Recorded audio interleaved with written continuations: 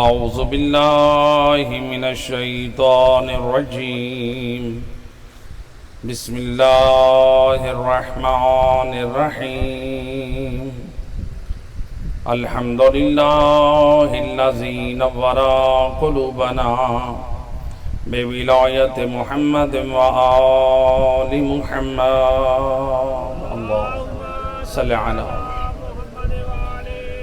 الصلاة والسلام على أشرف الأنبياء والمرسلين وخاتم النبيين أبي القاسم محمد صلى الله وأهل بيته الطيبين الطاهرين المعصومين المظلومين المنتجبين الذين أذهب الله عنهم الرجس وطهرهم تطهيرا سلام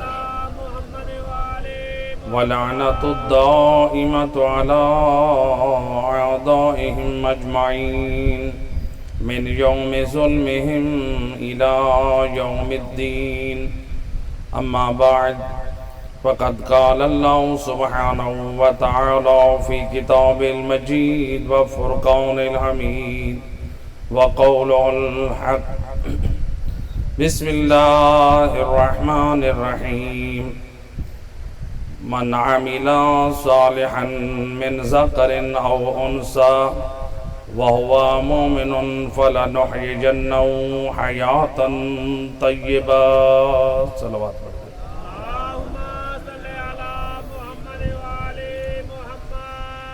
ارباب اعضاء سورہ نحل کی آیت نمبر 97 کا ایک حصہ پڑھنے کا شرف حاصل کیا ہے،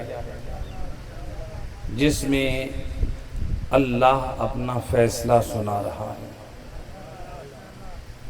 یہ وہ قرآن وہ کتاب ہے جو اللہ کے فیصلوں کا مجموعہ ہے۔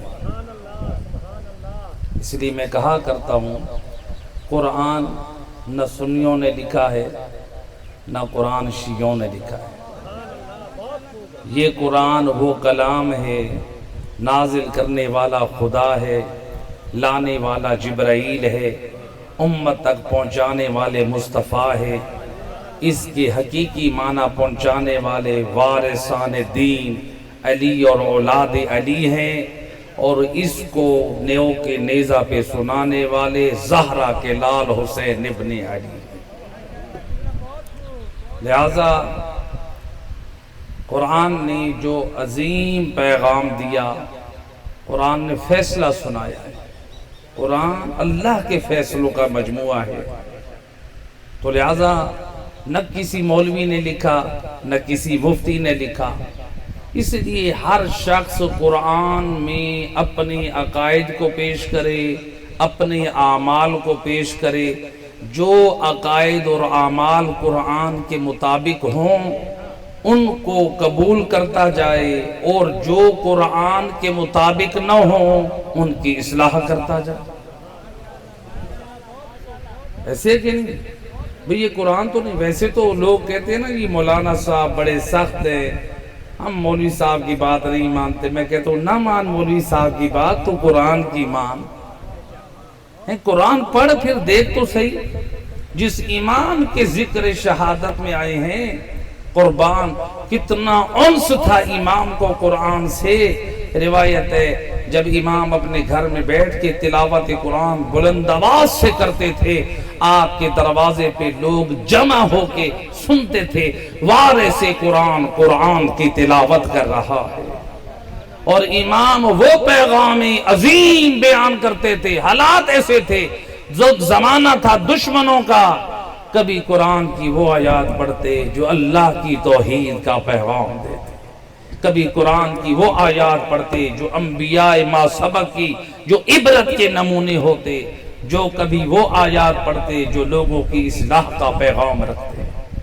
لہذا امام علیہ السلام کی اس آج یوم شہادت میں جس آیت کا ہم نے انتخاب کیا، اس آیت نے بڑا عظیم پیغام دیا۔ اس آیت میں ہم وارث قرآن کے کردار کو دیکھ کر اپنی اصلاح کریں. صلوات پڑھ دے محمد اللہم صلی علی من عمل صالحا من ذکر او انثى. اللہ فیصلہ سنا رہا ہے، جو بھی عمل صالح بجا لائے چاہے مرد ہو یا عورت، وَهُوَ مُؤْمِنٌ، شرط یہ ہے کہ وہ ہو بھی مومن. عمل صالح بجا لانے والا مومن ہو. فَلَنُحْيِيَنَّهُ حَيَاةً طَيِّبَةً. اللہ فرماتا ہے پھر ہم ایسے شخص کو پاک زندگی کا موقع عطا کریں. یا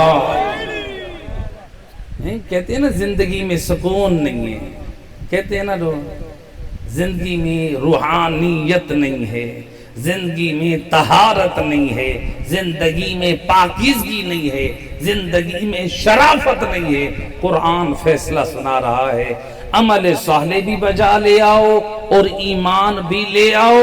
پھر اللہ کہتا ہے میرا وعدہ ہے میں تمہاری زندگی میں سکون دے دوں گا. حیاتم طیبہ، پاکیزہ زندگی عطا کروں گا. کیا مطلب؟ تمہاری زندگی سے گناہوں کا چھٹکارا ہو جائے گا. تمہاری زندگی میں جب گناہوں سے چھٹکارا مطلب سکون، اطمینان. اب دو چیزیں اللہ نے ذکر کی، ایک ہے من عمل صالحا، دوسرا کہا وہو مومن.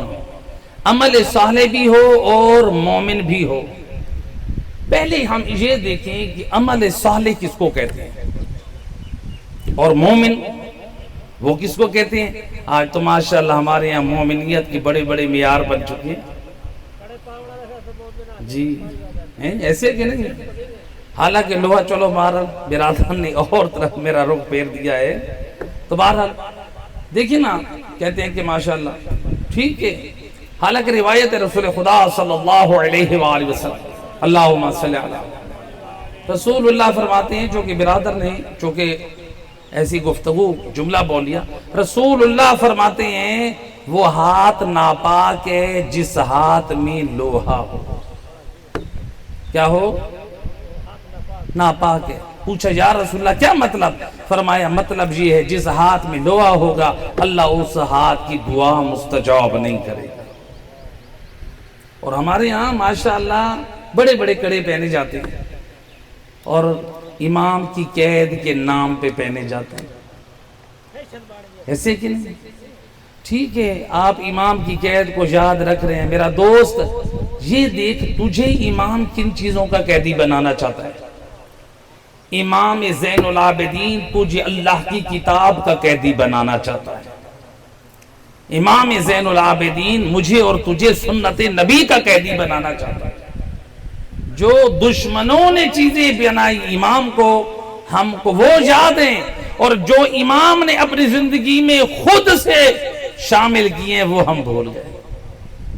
دین خدا نام ہے جو امام رضا الہی کے لیے اپنایا. تو لہذا دو چیزیں ہیں، ایک ہے عمل صالح اور ایک ہے ایمان. عمل صالح کس کو کہتے ہیں؟ بھئی عمل تو بہت سارے لوگ کرتے ہیں. یہودی ہیں وہ بھی عمل کرتے ہیں، عیسائی وہ بھی عمل کرتے ہیں، ہندو وہ بھی عمل کرتے ہیں، ہم شیعہ بھی، اہل سنت میں سے جتنے فرقے وہ بھی، نصیری ہیں وہ کہتے ہیں ہم بھی عمل کرتے ہیں، غلات وہ کہتے ہیں ہم بھی عمل کرتے ہیں، ناسبی وہ کہتے ہیں. اس کا مطلب ہے کائنات میں جتنے فرقے ہیں سارے عمل کو عمل صالح کا نام دیتے ہیں. لیکن کیسے پتا چلے کس کا عمل عمل صالح ہے؟ پہ کیسے پتا چلے؟ اس عمل صالح کا کوئی معیار ہے یا جس کی جو مرضی آئے جو دل میں آئے کسی عمل کو انجام دیتا جائے اور کسی عمل کی بنیاد رکھتا جائے اس کا نام عمل صالح ہے. عمل صالح نام ہے جس عمل کی بنیاد ہو یا قرآن اور 14 کا فرمان، اس عمل کو کہتے ہیں عمل صالح. نعرہ تکبیر، اللہ نعرہ رسالت، نعرہ حیدری، یا علی بلندر صلوات اللہم صلی علی.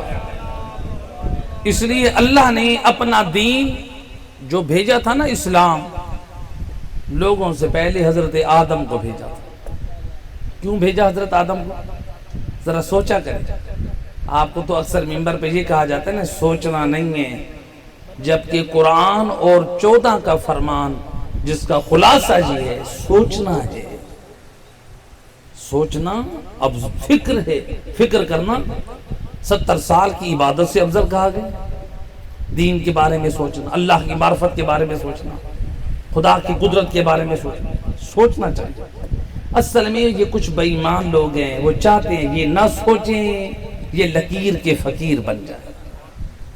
جو ہم ان کو الٹا سیدھا ان کو دین دیں گے ویسے لے لیں نہ میرا دوست. لہذا حضرت آدم کو پہلے بھیجا، بعد میں اولاد آدم، یعنی ہادی کا انتخاب اللہ نے پہلے کیا. خود دیکھیں یہ پوری کائنات کا نظام تھا، نظام ہدایت. اللہ ہادی کو پہلے بھیج رہا ہے اور جنہوں نے ہدایت لینی ہے اولاد آدم وہ بعد میں آ رہا. تو اللہ ہادی کو بھیج کے یہ بتا رہا ہے کہ تم نے عمل اپنی مرضی سے نہیں، جو میرا ہادی کرتا جائے، جو بتاتا جائے، اسی کا نام دین خدا ہے. اور ہمیں تو خوش نصیب ہیں، ہمیں تو اللہ کا شکر ادا کرنا چاہیے کہ ہمارے لیے اللہ نے 1,24,000 انبیاء کا کردار محفوظ رکھا، اور پھر ہمارے لیے نبی اور آل نبی کا پاک کردار ہمارے لیے نمونہ عمل بنایا. آپ دیکھ لیں انبیاء کے واقعات اور قصے پورا قرآن بھرا پڑا ہے. تو اگر انبیاء کا کردار نمونہ عمل نہ ہوتا تو اللہ ان کا ذکر قرآن میں نہ کرتا، اللہ نبی اور آل نبی کی اطاعت کا حکم قرآن میں نہ دیتا. اس کا مطلب ہے اللہ چاہتا ہے کہ تم اپنی مرضی کی زندگی نہیں، رب کی مرضی سے زندگی گزارو اور کردار کیسا اپناؤ. میں نے تمہارے لیے پاک کردار کے نمونے پیش کیے ہیں، آدم سے لے کر خاتم تک، امام علی سے لے کر امام مہدی تک. پاک کردار کو دیکھتے جاؤ اور ان میں اپنی اصلاح کرتے جاؤ. اور ان پاک کردار میں ایک عظیم کردار جو نمونہ عمل بنا وہ امام زین العابدین. امام علیہ السلام کی سیرت طیبہ بچپن سے لے کر شہادت تک لمحہ لمحہ ہمارے لیے پیغام ہدایت ہے. امام کا بچپن کا زمانہ ہے اور امام جا رہے ہیں اللہ کے گھر کی زیارت کے لیے.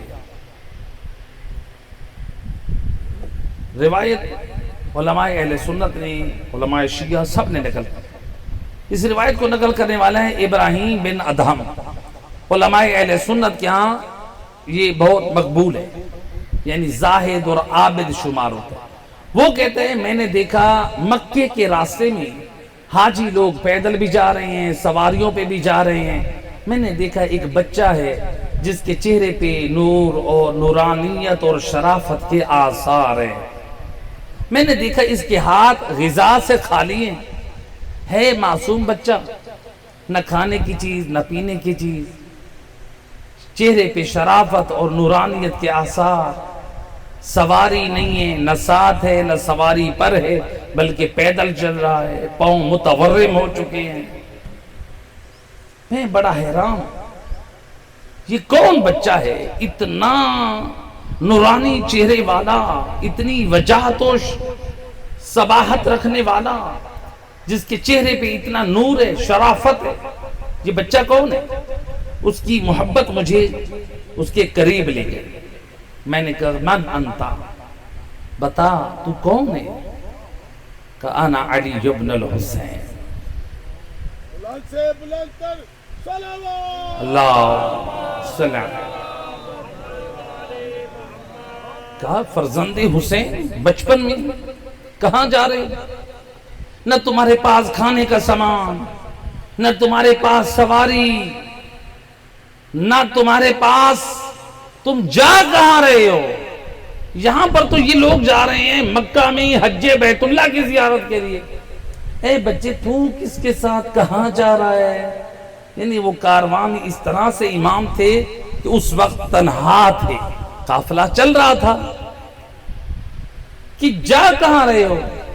تو میرے امام نے اللہ اکبر کیا معرفت بھرا جملہ دیا، فرماتے ہیں زادی، تو میرا زاد راہ پوچھ رہا ہے، پریشانی ہو رہی ہے کہ علی ابن الحسین ہاتھ سے خالی ہے، نہ پانی کا سامان ہے نہ کھانے کا سامان ہے، تو پریشان ہے کہ میرے پاس کھانا پینا نہیں ہے اور میں سفر پہ ہوں، تو پھر سن، زہدی تقوایا، مجھ علی ابن الحسین کا زہد راہ تقوی الہی ہے۔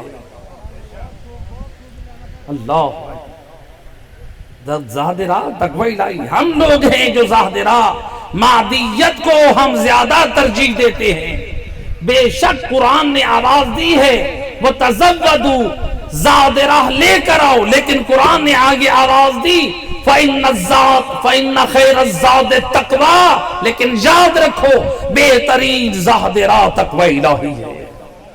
پرہیزگاری ہے۔ پوچھا گیا امام جعفر صادق علیہ السلام، اللہم صلی علی مولا ذرا تقوی کی تعریف کر دیں، تقوی کہتے کیسے ہیں؟ امام فرماتے ہیں تقوی تعریف ہے، تقوی نام ہے، جس کام سے تجھے خدا نے روکا ہے اس سے رک جا، جس بات کا حکم دیا ہے اسے بجا لا، جب ان جو چیزوں کا پابند بن جا، اسی کا نام تقوی الہی ہے، اسی کا نام تقوی الہی ہے۔ ہم سارے یہ ایمان رکھتے ہیں یا نہیں کہ مولا علی علیہ السلام کس کے امام ہیں؟ متقیوں کے۔ ایسے ہے کہ نہیں؟ آپ کی مساجد میں مؤذن کیا کہتے ہیں؟ اشہد ان امیر المومنین و امام مولا علی کس کے امام ہیں؟ یہ مؤذن اللہ کے گھر میں جھوٹ بولتا ہے یا سچ بولتا ہے؟ آپ سچ بتائیں، یہ سچ بولتا ہے یا جھوٹ بولتا ہے؟ سچ بولتا ہے۔ اگر یہ جھوٹ بولتا ہوتا تو اس کا مطلب ہے ہم سارے جا کے اس کو آذان سے اتار لیتے، تو جھوٹ بول رہا ہے، مولا علی متقیوں کے امام نہیں ہے۔ اس کا مطلب ہے ہم ایمان رکھتے ہیں کہ مولا علی متقیوں کے امام ہیں، اور آپ بھی کہہ رہے ہیں اور یقیناً ہمارے ایمان ہے مولا علی متقیوں کے امام ہیں۔ تو میرا دوست جب مؤذن سچ کہہ رہا ہے اور میں اور آپ ایمان رکھتے ہیں مولا علی متقیوں کے امام ہیں، تو ذرا دیکھ کیا ہم اس معیار تقوی پہ ہیں کہ ہمارے امام مولا علی ہوں؟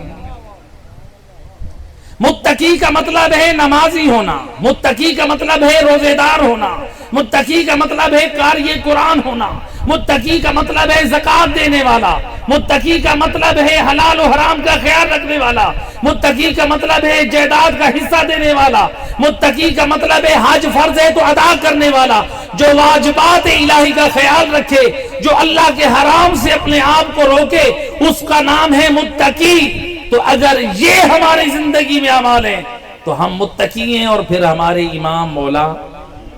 لیکن اگر اللہ نہ کرے ہم میں سے کوئی زانی بن جائے، کوئی شراب پیے، کوئی جوا کھیلے، کوئی نمازیں چھوڑے، کوئی حج نہ کرے، کوئی زکوٰۃ نہ دے، اور پھر وہ کہے میں تو علی کا، میرا امام پہلا مولا علی ہے،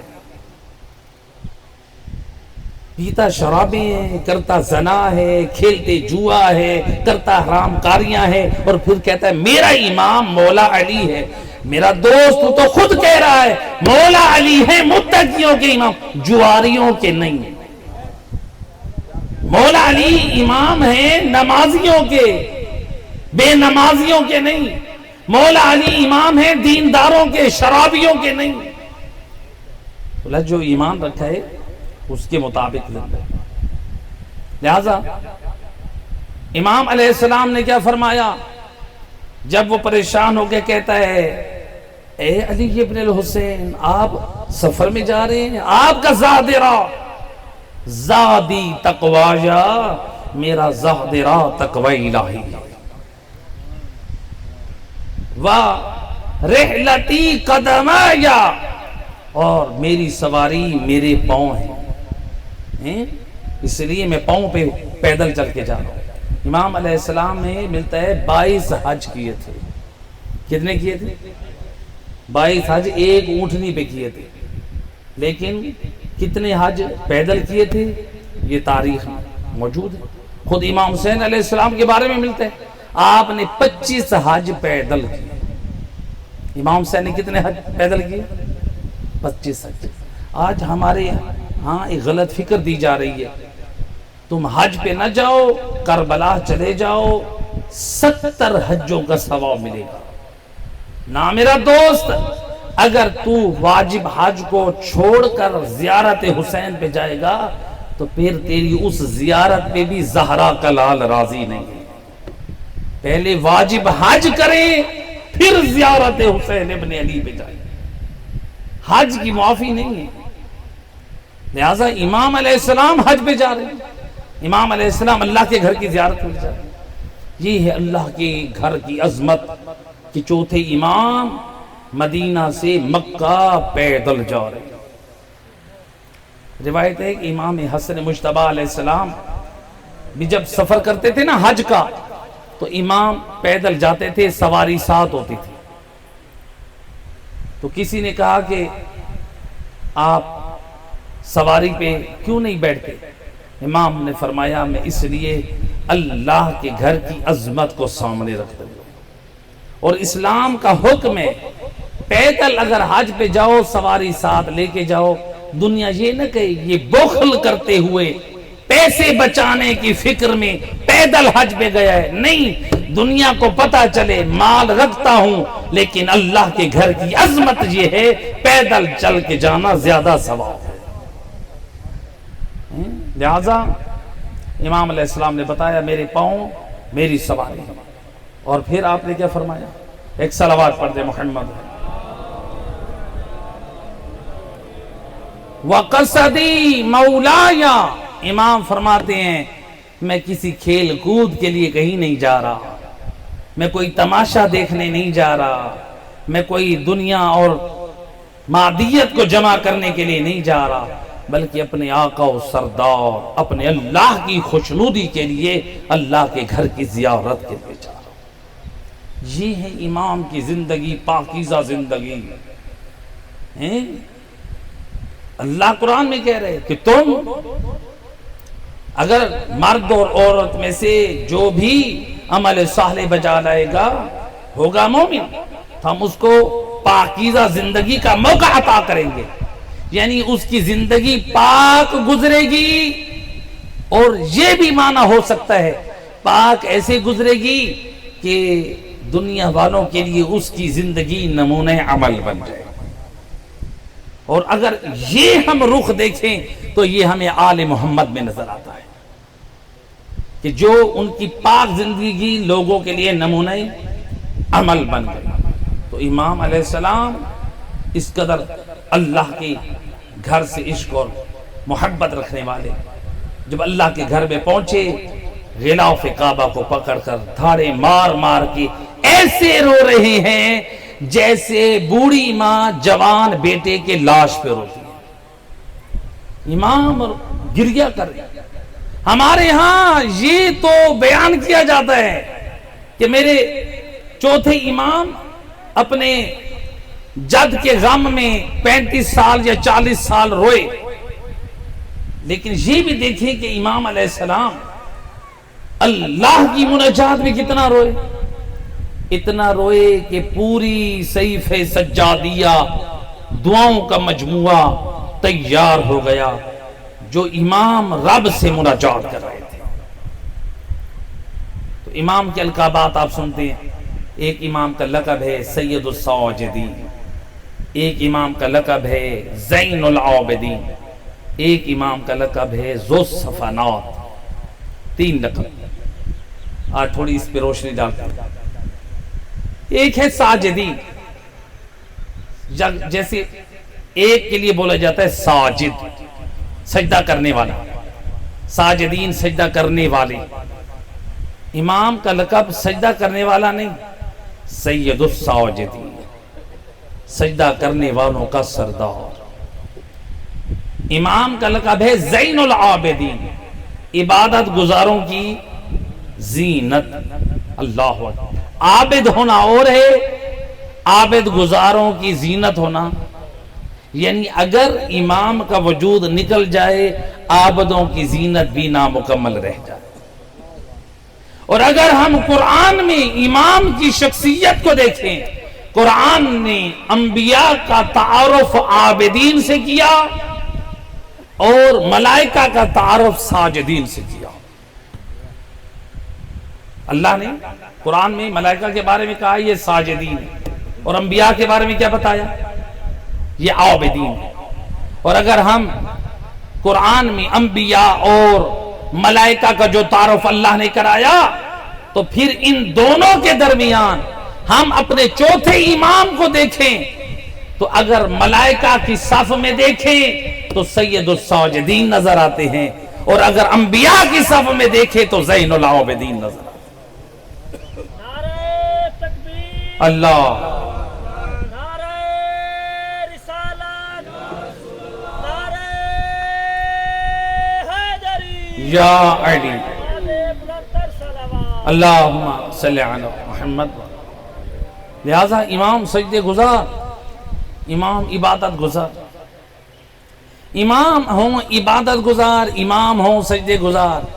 تاریخ گواہ ہے، امام کی سیرت طیبہ میں ملتا ہے ہر نعمت الہی کے ملنے پہ امام سجدے شکر کرتے تھے.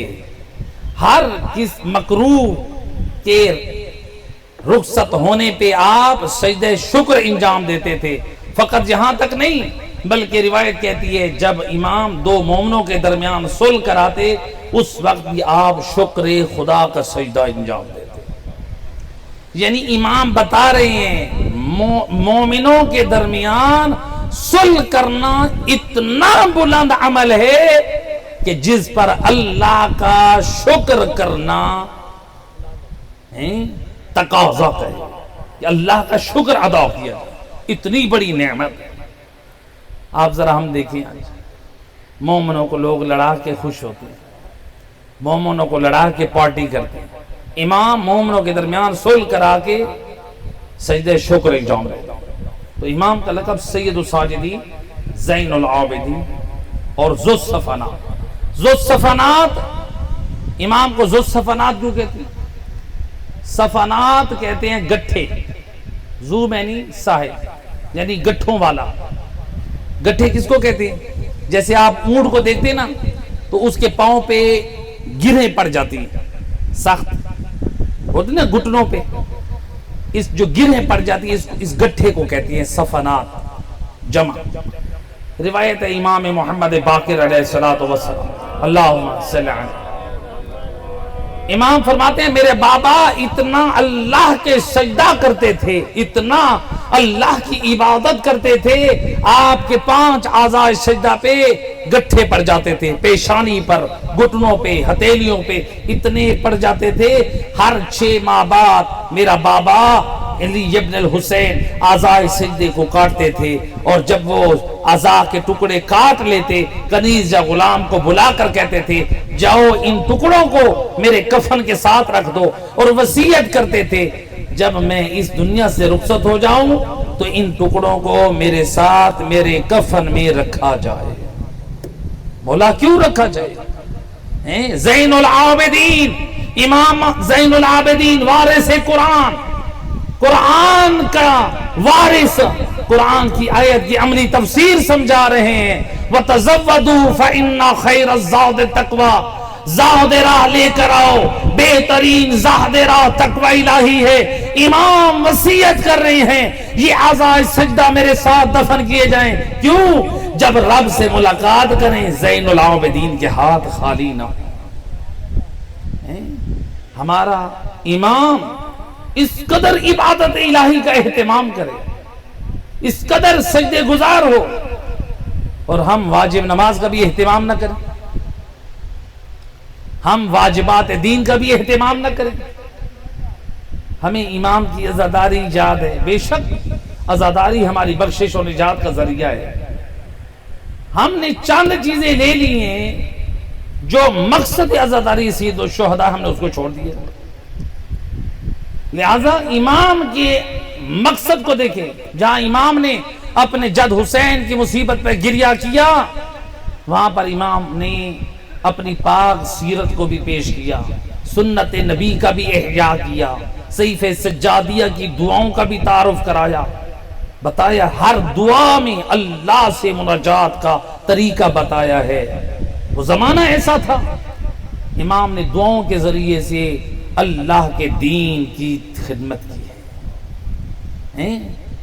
کبھی پیغام توحید دیا، دعائیں ذرا اٹھا کر دیکھیں، کبھی رب کی بارگاہ میں مناجات کا طریقہ بتایا، کبھی اپنے گناہوں کو بخشوانے کا طریقہ بتایا، کبھی اللہ سے رحمت طلب کرنے کا طریقہ بتایا، کبھی والدین کے حق میں دعا کرنے کا طریقہ سکھایا، کبھی قرضوں کی ادائیگی کرنے کے بارے میں آپ نے طریقہ بتایا۔ امام کی اگر ان دعاؤں کا مجموعہ ہم پڑھ لیں، ہمارے اندر بہت سارے نظریات جو خرافات کے گمراہ کن عقائد ان کی اصلاح ہو جائے۔ یہ کسی مولوی نے نہیں لکھی، یاد رکھیں، یہ امام کی دعاؤں کا مجموعہ ہے، اور امام کی دعاؤں کا مجموعہ جو ائمہ خدا سے یہ نقل ہوتے ہوتے جو دعائیں امام کے گھر سے نکلی، لکھنے والے وہ تھے کہ امام نے جو دعائیں پڑھی تھی، اللہ اکبر، ان دعاؤں کو ذرا دیکھو تو صحیح۔ امام زین العابدین علیہ السلام عقیدہ توحید کیا رکھتے ہیں، خدا کی معرفت کیا رکھتے ہیں، لوگوں کے حقوق کی بات کیا کرتے ہیں، اللہ کی بارگاہ میں بخشش کا طریقہ کیا بتاتے ہیں، لوگوں کی مغفرت کا طریقہ کیا بتاتے ہیں، اولاد کا اخلاق خراب ہو اس کے حق میں دعا کیسے کرنا بتاتے ہیں، والدین کی بخشش کا طریقہ کیسے بتاتے ہیں، مصیبتوں میں گرے ہوئے طریقہ کیا بتاتے ہیں۔ اگر ہم اہل بیت کی تعلیمات کو اپنا لیں تو پھر یاد رکھیں کبھی بھی ہم غیر خدا کے سامنے دعا نہیں کریں۔ آج جو لوگ غیر خدا کے سامنے دعائیں مانگتے ہیں، حقیقت میں وہ امام زین العابدین کی دعاؤں سے دور ہے۔ امام کی دعائیں پڑھیں ذرا، ساری دعائیں بتا رہے ہیں، دعا مانگو مرکز اللہ کی ذات ہے۔ امام نے مرکز اللہ کو رکھا ہے، لہذا بہترین طریقہ اہل بیت نے دیے، اہل بیت کی تعلیمات ہیں۔ ایک صلوات پڑھے محمد علیہ۔ لہذا امام آخرت کی عملی تیاری کا امام نے کیسے پیغام دیا؟ سید الساجدین زین العابدین، یہ ہے امام کے عبادت کی جھلک۔ جب کہا گئے نا کسی نے، امام حسین علیہ السلام کی بڑی صاحبزادی جناب فاطمہ کبریٰ نے حضرت جابر بن عبداللہ انصاری کو بلوا کر کہا، اے نبی کے صحابی، آپ جا کر ذرا سفارش کریں، ہمیں ڈر ہے کہ جو اتنا گریہ اور بکا کرتے ہیں کہیں ہم اپنے امام وقت کو کھو نہ دیں، ذرا آپ سفارش کریں۔ جب حضرت جابر آئے، امام محراب مسجد میں مناجات الہی کر رہے تھے، گریہ اور بکا کر رہے تھے۔ آقا آپ تو وارث جنت ہیں، اتنا گریہ اور بکا کر رہے ہیں، اللہ اکبر۔ امام نے کیا جواب دیا؟ امام فرماتے ہیں دنیا والے رسول اللہ کے پاس بھی آئے تھے، دنیا والوں نے کہا تھا یا رسول اللہ، اللہ نے تو آپ کے کوئی گناہ آپ کے حق میں رکھا نہیں ہے، آپ تو وہ ہستی ہیں، آپ تو جنت کے وارث ہیں، اللہ تو آپ سے راضی ہے، پھر کیوں اتنا آپ کو تھکا دیتے ہیں، اتنی عبادت کرتے ہیں، پاؤں متورم ہو جاتے ہیں؟ تو رسول اللہ نے جواب دیا کہ کیا میں اللہ کا شکر گزار بندہ نہ بن جاؤں؟ امام حضرت جابر کو رسول کا جواب بتا رہے، کہا رسول نے ان کو یہ جواب دیا، عبادت الہی کرنا اللہ کا شکر گزار بندہ ہونا ہے۔ اور پھر امام نے کیا فرمایا؟ فرماتے ہیں جب تک زین العابدین کے بدن میں دم ہے میں اس وقت تک عبادت الہی نہ چھوڑوں گا، اسی حالت میں اپنے رب سے ملاقات کروں گا۔ ہمارے امام عبادت سے اتنی محبت کرے، اتنا سجدے گزار ہو، آج ہم یہ کہیں کہ کربلا کے بعد سجدوں کی ضرورت نہیں ہے، اور میرا دوست یہ تجھے کسی نے بہکا دیا ہے، اگر کربلا کے بعد سجدوں کی ضرورت نہ ہوتی تو پھر میرے اور آپ کے چوتھے امام سید الساجدین نہ ہوتے، پھر میرے اور آپ کے امام زین العابدین نہ ہوتے۔ گویا امام کا سید الساجدین ہونا، امام کا زین العابدین ہونا اس بات کی دلیل ہے، یہ امام پیغام دے رہے ہیں، اے میرا حوبدار، کسی بہکانے والے کے بہکاوے میں نہ آنا، اگر سجدوں کی ضرورت نہ ہوتی تو پھر میں سید الساجدین نہ ہوتا، اگر عبادت کی ضرورت نہ ہوتی تو پھر میں عبادت گزاروں کی زینت نہ ہوتا. یہ ہے امام. ایک خیمے جلے ہوئے تھے جب امام نے سجدہ کیا. بالکل صرف یہ نہیں ہے امام کی خیمے جلے ہوئے تھے امام نے سجدہ کیا، بلکہ تاریخ نے یہاں تک بیان کیا ہے. اب یہ میں صاحب کی طرف نہیں ہوں. 11 محرم کو امام نحیف تھے، کمزور تھے. امام کے پاس ایک عصا تھی. کوشش کی کہ میں اس عصا کا سہارا لے کے نماز پڑھوں. تھے نماز میں عصا کے ذریعے. خیمے میں شمر بیٹھا تھا. روایت اس نے دیکھا نا جب امام علی ابن الحسین عصا کا سہارا لے کے اٹھ رہے ہیں نماز کے لیے، یہ ملعون غصے میں اٹھا. اس کے ہاتھ میں تازیانہ تھا. امام نماز میں ہے، یہ تازیانے مارا. میرا دوست ذرا فکر کر، امام بتا رہے ہیں بیمار ہونے سے بھی نماز کی معافی نہیں ہے. آج ہم امام کی عزاداری پہ جاتے ہیں، عزاداری کے نام پہ ہم نماز چھوڑ دیتے ہیں. میرا دوست عزاداری کا کوئی دشمن نہیں ہے. یاد رکھ، عزاداری حسین ابن علی نام ہے مودت حسین ابن علی کا، اور نماز نام ہے مقصد حسین ابن علی کا. یا لہذا امام کے مقصد کو بھی یاد رکھیں اور مودت کو بھی یاد رکھیں. بعض لوگ یہاں پر ایک گمراہی پھیلاتے. پچھلے دنوں سوشل میڈیا پر فیس بک کے اوپر ایک شخص غلط نظریہ دے رہا تھا. چونکہ یہ میں اپنی شرعی ذمہ داری سمجھتا ہوں اپنی قوم کے بچوں اور جوانوں کی اصلاح کرنا. وہ کہہ رہا تھا، روایت پڑھ رہا تھا، امام حسین علیہ السلام جب رسول اللہ نماز میں تھے، امام حسین آپ کی پشت پر آ گئے. تو جب پشت پر آ گئے تو رسول اللہ کو حکم ہوا. جبرائیل نے کہا اے اللہ کے رسول سر نہیں اٹھانا. گویا رسول نے تسبیح بڑھا دی. اب اس بات سے وہ نتیجہ کیا دے رہے خطیب؟ کہتا ہے کہ ملا تجھے حسین چھڑوانا چاہتا ہے. جب تک حسین رہا اللہ نے کہا کہ تسبیح بڑھا دو، کہ تو نماز کو اہمیت دیتا ہے. اس نادان شخص کو سوچنا چاہیے، فکر کرنی چاہیے. اگر اس روایت پر عمل بھی کرنا ہے کہ رسول اللہ سجدے میں ہیں اور حسین پشت پر ہیں، ادھر سے جبرائیل کہہ رہے ہیں یا رسول اللہ جب تک حسین نہ اترے اس وقت آپ نے سر سجدے سے نہیں اٹھانا، یہ کس بات کی دلیل ہے؟ جب تک رسول سجدے میں ہیں، حسین پشت پر ہیں، کیا رسول نے نماز توڑی یا تسبیح کو لمبا کیا؟ لمبا کیا. اگر رسول اللہ تسبیح چھوڑ دیتے تو کیا ہوتا؟ نماز ٹوٹ جاتی. اور نبی کا نماز توڑنا حرام ہے. نماز توڑ دینا حرام ہے. نبی نے نماز توڑی یا تسبیح لمبی کی؟ تسبیح لمبی کرنے کا مقصد نماز کو ختم کرنا ہے نہیں ہے. تو اس کا مطلب ہے رسول اپنے عمل سے بتا رہے ہیں محبت حسین سجدوں کو لمبا کرواتی ہے، سجدوں کی قضا نہیں. یا نعرہ تکبیر، نعرہ رسالت، یا رسول اللہ، نعرہ حیدری، یا علی، باد بلندتر صلوات. اللہ. نماز کا عزاداری سے تقابل نہیں. اب دیکھیں ذرا کربلا میں روز عاشور آپ سنتے ہیں، صبح سے لے کر ظہر تک کم سے کم 50 اصحاب حسین شہید ہو چکے. کم سے کم، ویسے زیادہ ہوئے تھے، میں آپ کو کم عدد بتا رہا ہوں. کتنے شہید ہو چکے ہیں؟ ان 50 اصحاب کے مولا حسین عزادار ہیں یا نہیں؟ عزادار تھے. ان کو غم تھا نا، کیونکہ امام ان کی لاشوں کو اٹھا کے خیمے میں لے کے آ رہے تھے. ایک خیمہ تھا، بہت بڑا خیمہ تھا.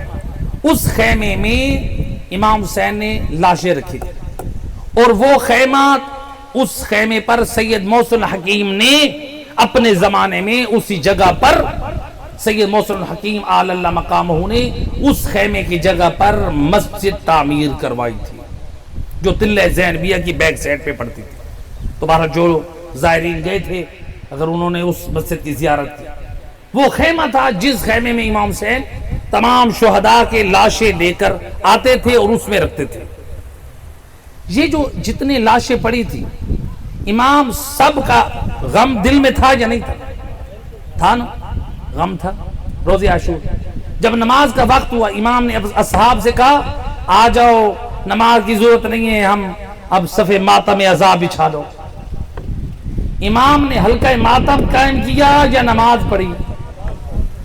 جی اللہ اکبر. صبح سے دوپہر تک امام اپنے اصحاب کے عزادار ہے, دل میں غم ہے, لیکن وقت نماز آپ نے مصلی ریت پر کھڑے ہو کر نماز صرف نہ پڑھی بلکہ اپنے اصحاب کے ساتھ نماز اول وقت میں با جماعت پڑھی.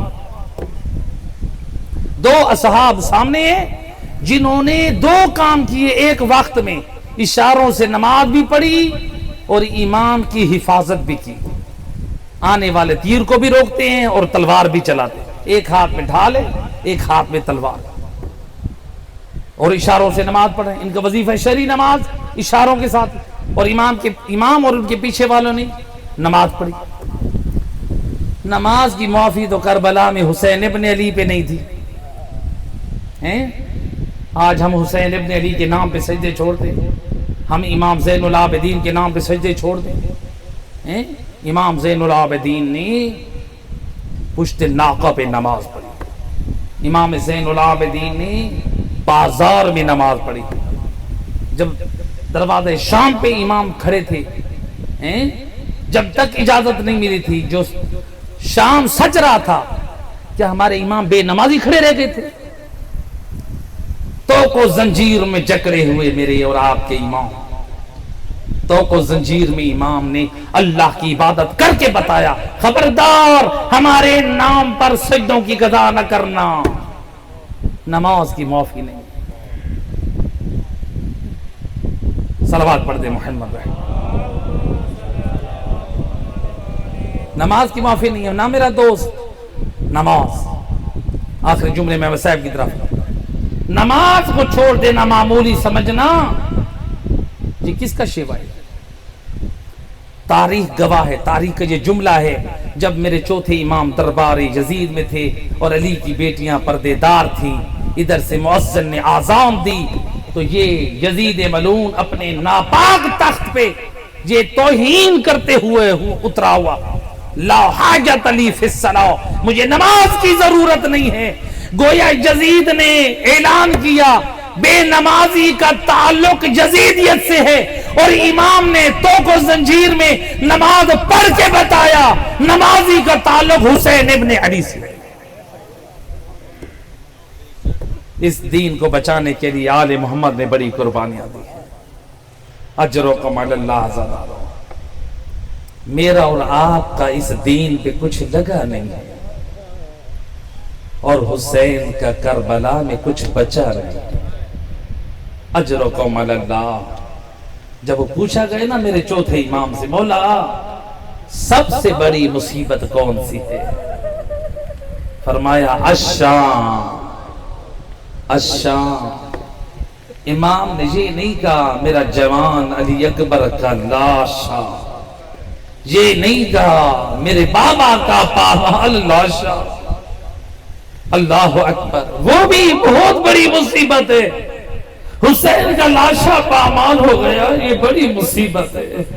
علی اکبر جوان مارا گیا, یہ بڑی مصیبت ہے. شش ماہ علی اصغر مارا گیا, یہ بڑی مصیبت ہے. اصحاب حسین مارے گئے, یہ بڑی مصیبت ہے. اے قربان, لیکن علی کی پردے دار بیٹیوں کا ننگے سر بازاروں میں آنا, یہ بہت بڑی مصیبت ہے. اس لیے علامہ سید علامہ علی نقی نقل آل اللہ مقامہ ایک جملہ کہا کرتے تھے, کہتے تھے جو امتحان اور میرے چوتھے امام نے دیا اور میرے کسی امام نے نہ دیا, اور میرے چوتھے امام کا بڑا امتحان یہ تھا وہ پہلا حکم امامت یہ دیا جب خیمے جل گئے ایک مرتبہ اور بی بی زینب عالیہ نے پوچھا وہ وقت کا امام ہم جل کے مر جائے یا باہر نئے سر ننگے چلے جائے یا آواز دی علیکن بالفرار پھپی اماں ہائے صحرائے کربلا میں چلے جائے میرے امام کے لیے یہ مسائب بڑے تھے ہائے شام کے مسائب بھی بہت تھے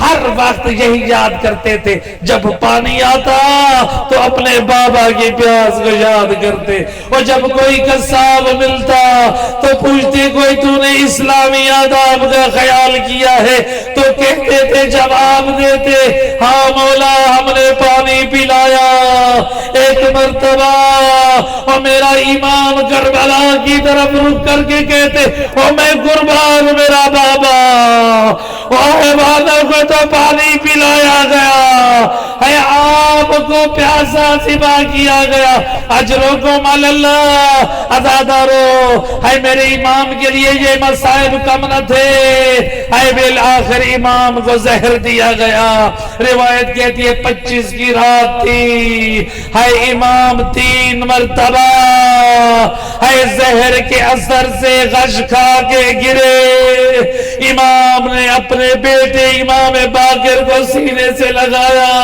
اور میرا لال مجھے غسل تو دینا ہے مجھے کفن تو دینا اور میں کہوں گا آقا ہے آپ کو غسل و کفن ملا وہ آپ کا جنازہ اٹھا اور میں قربان وہ کربلا میں زہرا کلا اور جس کا 3 دن کا لاشا صحرائے کربلا میں پڑا رہا ہے کوئی اٹھانے والا نہ تھا اجرکم اللہ ہے کون حسین اجرکم اللہ دادارو حسین کی شہادت کے بعد روایت کہتی ہے جب خالی ذوالجناح زین ڈھلی ہوئی ہے باغیں ٹوٹی ہوئی ہے ہر طرف سے تیر لگے ہوئے ہیں جب خالی گھوڑا خیام حسینی میں ہنہناتے ہوئے آیا ادھر سے علی کی بیٹیوں کی فریاد بلند ہوئی اے بی بی سکینہ دوڑ کر آئی چھوٹی چھوٹی باریں وہ بابا کے گھوڑے کی گردن میں ڈالی بی بی نے آواز دی یا فرس ابی حل سقی ابی ام قتل عطشانا اور میرے بابا کا گھوڑا اور مجھے اتنا بتا میرے بابا کو پانی پلایا گیا یا نہر کی کنارے پیاسا شہید گیا یا حیوان نے جواب دیا سر کو ہلا کر اور بی بی تیرے بابا کو پیاسا مارا گیا اللہ